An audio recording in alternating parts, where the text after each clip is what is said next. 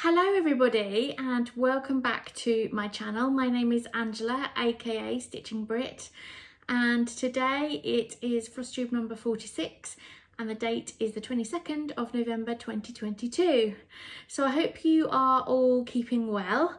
I cannot believe another 2 weeks has flown by since my last Flosstube video, but here we are. So I have worked on 4 projects since I last saw you. Not as much as I would have hoped. I had some things come up that took my stitchy time, so I didn't get to work on everything I had planned, but never mind. I've mostly worked on my story keeps this time round of my large Heaven and Earth projects, and then some non-full coverage projects as well. So I will show you what I've worked on, and then at the end I need your help, and I will go through all of that as to why when I get there. So let's have a look at what I first started on, and this was my Storykeep Life is an Open Book London by Amy Stewart, and this one I am using the Real Rose method, and this is where I'm at. Not that much, to be honest. I think I only did a little bit in that sort of block there, just here, if I can point to it.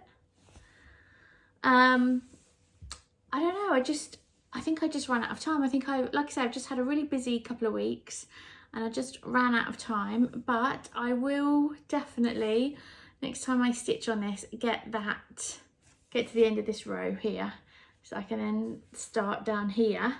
So I actually only did 367 stitches. I'm now at 10.45%, so that means that I've passed the 10% mark, which I always love to achieve. And this is stitched on 18 count 2/1, and I'm still enjoying this Real Rose method. I know many of you have converted some of your projects to the Real Rose method, and I know that for a lot of you it's just not a method that's for you, and that's fine. I think we all have to find ways with our stitching that work for us. Now I know that there is a Real Rose Facebook group which I'm part of, and the person that created Real Rose, Alison Rose, I think that's her name. No, Alison Royal. I don't know, Alison Royal, sorry, yes, that's her name. She has made a video on how to do this method for anybody that is interested, so you can check that video out. So yeah, really pleased with how this is looking. So that's that one. My next story keep was one of the ones in the same, what I call the series of those story keeps, which is Life is an Open Book New York. And as you know, if you've been with me for a little while, you'll know that I just couldn't get into the groove with this New York one. I tried all sorts of different stitching methods. So in the end, I did change it to the Real Rose method. And I've actually probably got more stitching done on this than what I've done in a long time. There's an awful lot of confetti on this piece, which I think was kind of adding to the me not finding my groove. But this is where I'm at. Almost at the end. I think I've just got 2 more columns, 2 more blocks of 2, I guess. Yeah, so just 2 more I think, and then I'm at the end. And you can see here, just by the number of threads that I've ended, just how much confetti there is, and even in the part threads. It's great when I'm doing the rows below, because it just means that I can just pick those threads up straight away there. But when you're doing that first row, the first row does take a little bit longer when you're doing the Real Rose method, because obviously you're threading your needle quite a bit, but it does work in your favour as you go down. So that's this one. So it'll be lovely to get to the end of this one. And again, next time I pick this up, I will get to the end of that row. Any of these methods of the Royal Rose, any of my projects with the Royal Rose method, my plan is by the end of the year to have the end of each row done. Whatever row I'm on, sorry, I've got an itchy nose. Whatever row I'm on, I will get to the end of that one. But I just think that's looking really, really good. And like I say, I feel like I've done more on this lately than what I've done in a long time. So I did 322 stitches. I'm now at 9.67%, so almost at that 10% mark. And this is also on 18 count 2/1. And the reason for that is I've done the Paris one already. I'm obviously doing the London one, and I just wanted to have them on the same count fabric so I could frame them all together.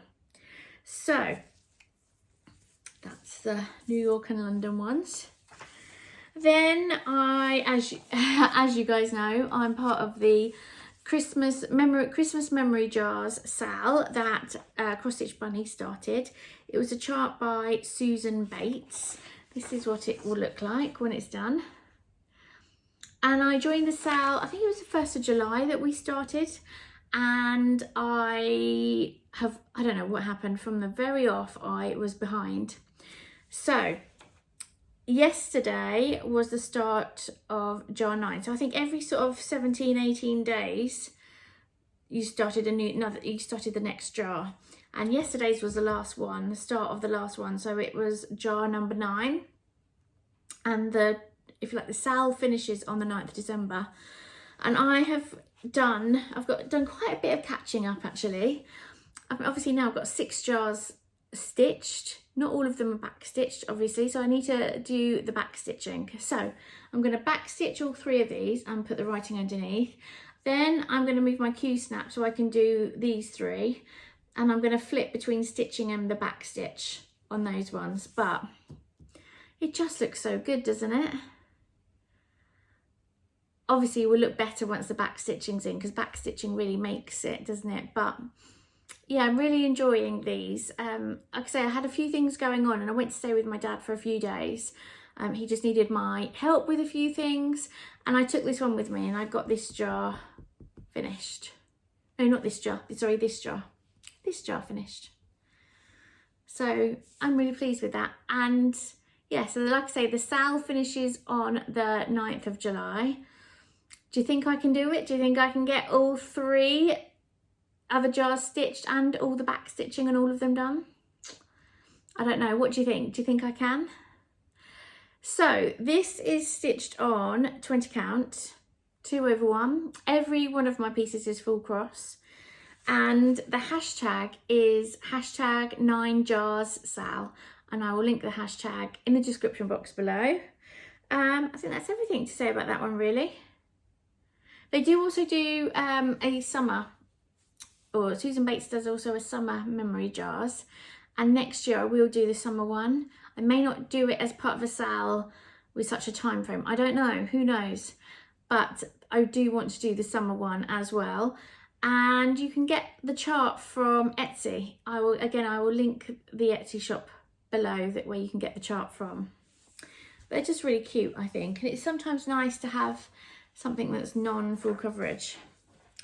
So that piece I'm trying to do 30 minutes a day on, just to make sure I catch up at least 30 minutes a day, if not more.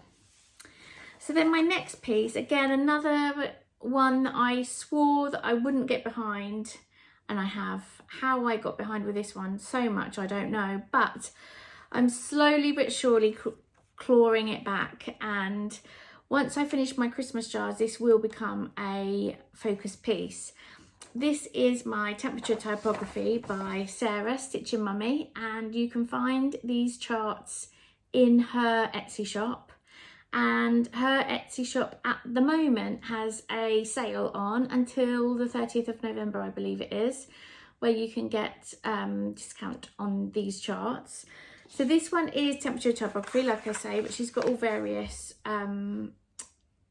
temperature charts. Last year's one was temperature tree. Still need to finish that one. And I am planning on doing another one for 2023. And I am absolutely going to keep up with it. I know I say that every year, but let me tell you, I will keep up with it this year, or next year I should say. Because it is nice just to see the weather as you go. I think I'll always do one now. Yeah, I don't know what I'm going to do with them, but yeah, I think I will always do them. I do enjoy seeing the weather throughout the year, because it's very different obviously year on year. So that being said, this is where I'm up to. I've done the whole of June now and just on July. And that was probably about an hour's worth of work. So I'm trying to do an hour a week at the moment. Sometimes I can do a bit more. So I'm hoping to get July finished and then the start of August by the time next time you see it. So that then I've just got, well, I am still quite behind, but you know, I will get there with it. And if it goes into 2023, it goes into 2023. But I do really enjoy how this is coming out and how this is looking. So this is stitched on 20 count. This is like an ivory Ada. And yeah, like I say, when I finish my Christmas jars piece, this will become my focus piece until I'm all caught up. So that's that one. So that is all of my stitching. Not, like I say, not masses of stitching this time, the last couple of weeks. Yeah, like I say, I've just had my stitchy time zapped a little bit by things going on. So hopefully over the next couple of weeks, I will have plenty of time to stitch. I've got some annual leave coming up in December from work, so I'm hoping to get lots of stitching done then. I am going to do, I have got a few things planned, I should say, in my annual leave. One of the things is my birthday, so I've got a few things planned for that. But I do hope to get quite as much stitching as possible done. Now, on to what I need help with. I am planning on a new start in the next couple of weeks.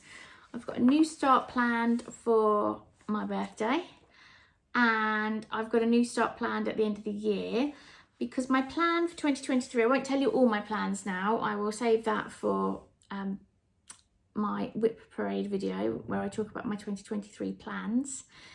But I would like to go into 2023 with 20 Heaven and Earth designs. I know that sounds a lot, but I just think, yeah, 20. And my plan is not to start any more until I finish 2. So I'm going to start 20, I'm going to have 20, and I need to finish 2 before I can start 1, if that makes sense. So that is what I'm going to be doing in 2023. I will tell you how I'm going to organise my stitching and stuff in my end of year whip parade. But I would like your help in deciding which of these Heaven and Earth design projects I start next. So I'm going to ask you to write your favourite in the comments below, and I'll tell you what to write for each one.